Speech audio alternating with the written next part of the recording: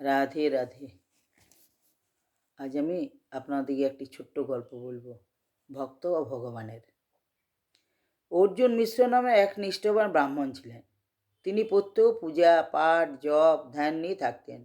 একদিন তিনি ভাগবত পাঠ করতে করতে দেখলেন, ভাগবতে লেখা আছে, যে ভক্ত আমাকে সম্পূর্ণ আত্মনিবেদন করে এবং আমার উপর সমস্ত ভার অর্পণ করে, একেবারে আত্মরাম হয়ে বসে থাকে জীবন ধারণের জন্য, তার প্রয়োজনে আমি নিজেও মাথায় করে তার সব জিনিসপত্র বয়ে দিই।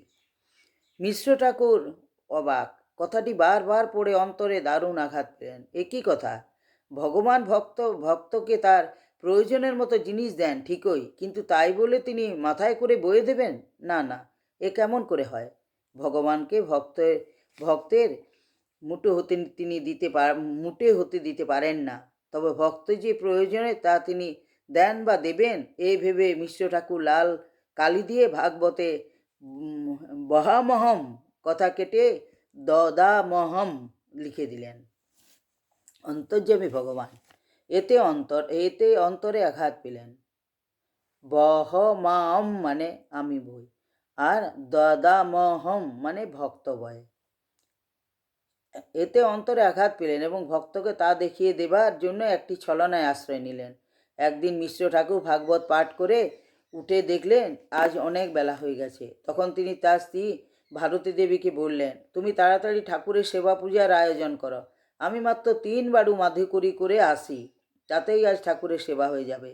এই রূপ চিন্তা করে অর্জুন মিশ্র পথে বের হলেন। তিনি কিছু দূর গেছেন, এমন সময় ভগবান চিন্তা করলেন, অর্জুন মিশ্রকে বুঝিয়ে দেওয়া দরকার যে ভগবান মাথায় করে জিনিসপত্র বয়ে দেন।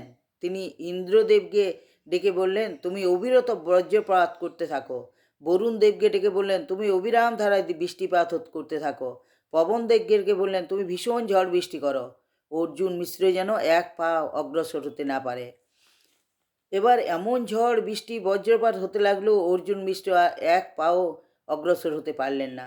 একটি গাছের তলায় বহুক্ষণ দাঁড়িয়ে থেকে শেষে শূন্য ঝুলি নিয়ে বাড়ির দিকে ফিরতে শুরু করলেন। এদিকে ভগবান একটি অষ্টম বয়সী বালকের বেশ ধরে একটি ধামায় করে এক ধামা চাল ডাল তরি তরকারি নুন তেল ফল মিষ্টি সাজিয়ে নিয়ে অর্জুন মিশ্রের বাড়িতে এসে ভারতী দেবীকে বলছেন, মাগো, এটাই কি অর্জুন মিশ্রের বাড়ি? তাড়াতাড়ি আমার বোঝাটা নামিয়ে দাও না মা, বড় ভারী লেগেছে, আমি আর মাথায় রাখতে পারছি না। ভারতী দেবী তাড়াতাড়ি ছেলেটির মাথায় বোঝা নামিয়ে দিয়ে বললেন, বাবা, কে তোমার মাথায় এত বড় বোঝা চাপিয়ে দিয়েছে? মাগো, মিশ্র ঠাকুর। বাজার থেকে মাল কিনে আমার মাথায় চাপিয়ে দিলেন। বালক কেঁদে কেঁদে বললেন। ভারতী দেবী বললেন, তিনি কোথায়? বালক বললেন, তিনি একটু পরে আসছেন। ভারতী দেবী বলছেন, আহা, এইটুকু দুধের বালকের মাথায় মিশ্র ঠাকুর কি বলে এত বড় বোঝা চাপালেন, তাও বুঝতে পারছি না। তার প্রাণে কি এতটুকু মায়া দেওয়া বলে কিছু নেই? হায় বাবা, তোমার গায়ে এত রক্ত দাগ কেন? কে তোমায় এমন করে মেরেছে? বালক বলছেন, মাগো, মিশ্র ঠাকুর আমায় মেরেছেন। সে কি, তিনি তোমায় মেরেছেন? তিনি তো এমন নিষ্ঠুর নন।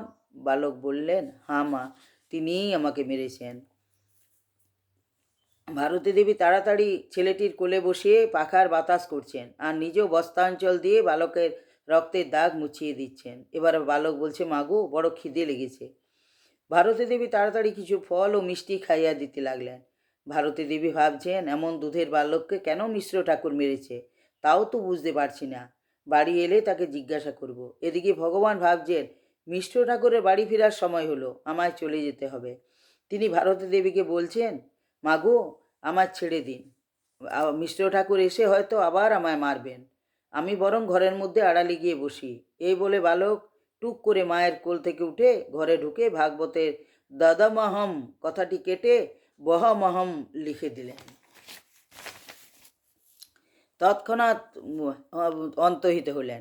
এদিকে অর্জুন মিশ্র বাড়ির বাইরে থেকে চিৎকার করে বলছে, ভারতী, আজ প্রচণ্ড ঝড় বৃষ্টির জন্য এক এক এক বাড়িও মধুকরী করতে পারিনি। বলল, আজ কিভাবে ঠাকুরের সেবা হবে?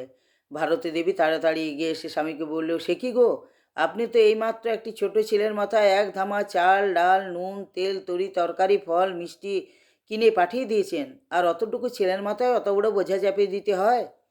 আর অতটুকু দুধের ছেলেকে আপনি মেরেছেন কেন? আপনার প্রাণে কি এতটুকু দয়া নাই? এতগুলি কথা শুনে মিশ্র ঠাকুর বিস্মিত হয়ে হতভম্ব হয়ে গেলেন। তিনি বললেন, কই, আমি তো কারো মাথায় জিনিসপত্র দিইনি, ছেলেটি গেল কোথায়? ভারতীদেবী বললেন, আপনার ভয়ে ওই ঘরের ভিতরে লুকিয়ে বসে আছে। তাড়াতাড়ি মিশ্র ঠাকুর ও ভারতীদেবী ঘরে ঢুকলেই পদ্মগন্ধ পেতে লাগলেন। বালককে দেখতে না পেয়ে আছড়ে কাঁদতে লাগলেন। এবারে তিনি বুঝতে পারলেন এ সবই নারায়ণের কীর্তি। ভাগবতখানি সম্মুখে পড়ে আছে দেখতে পেয়ে তিনি সেটি খুলে দেখলেন। বাঁকা হাতে বাঁকা লেখা, দদামহম কথাটি কেটে আবার বহমাহম করা করা আছে। এবারে তিনি নারায়ণের মন্দিরে গিয়ে দেখলেন ঠাকুরের অঙ্গে রক্তের দাগ লেগে আছে। তখন ভক্ত অর্জুন মিশ্র নারায়ণের চরণে পড়ে কাঁদতে কাঁদতে লাগলেন, ঠাকুর, না বুঝে আমি অনেক অন্যায় করেছি। বেদ ব্যাসের উপর আমি কলম চালিয়েছি, আমার অপরাধ ক্ষমা করুন। হে ভক্তগণ, এইখানে চিন্তা করে দেখুন ভগবান ভক্তের জন্য কী না করতে পারে। তবুও আমরা মোহঘরে মায়াবাসে আবদ্ধ হয়ে ভগবানকে ভুলে আছি। একবার তো চিন্তা করি না তিনি আমাদের কত আপন, তিনি যে আমাদের একান্ত আপন, তিনি আমাদের বাপ মা। আমরা মায়াবদ্ধ জীব, তাই আমরা আত্মীয় স্বজন, বন্ধু বান্ধব, টাকা পয়সা, জমি জায়গা, বাড়ি গাড়ি এইসব নিয়ে অষ্টপ্রহর মেতে আছি। একবারও ভগবানের নাম করতে আমাদের সময় হয় না, শুধু তার স্মরণ নেই।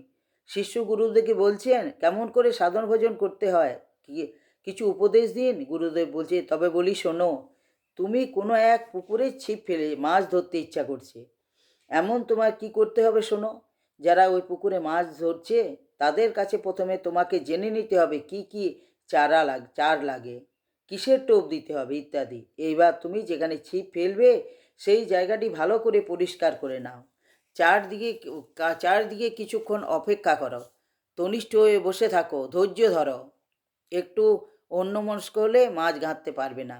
কিছুক্ষণ পরে মাছ গেঁথে ডাঙায় তুললেই আনন্দ। সাধনা ঠিক সেই রূপ। তোমার হৃদয় ক্ষেত্রে পরিষ্কার করে ভক্তিরূপে চারা দাও, তার উপর মনোরূপ কাটার নামরূপ টোপ গেঁথে ফেলো। গুরু নির্দিষ্ট পথে একনিষ্ঠ হয়ে ধ্যান করে, ধৈর্য ধরে বসে তার চিন্তায় এভাবে ডুবে যায়। ডুব না দিলে রত্ন মিলবে না। গভীর ধ্যানে একবার নিমগ্ন হও। এই রূপ সাধনার জন্য একেবারে নির্জন স্থানে প্রয়োজন।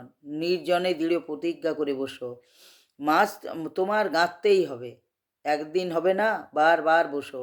নির্জনে বসে তার নিকট কাঁদো, তাকে দুফুটে চোখের জল দিয়ে সন্তুষ্ট করো।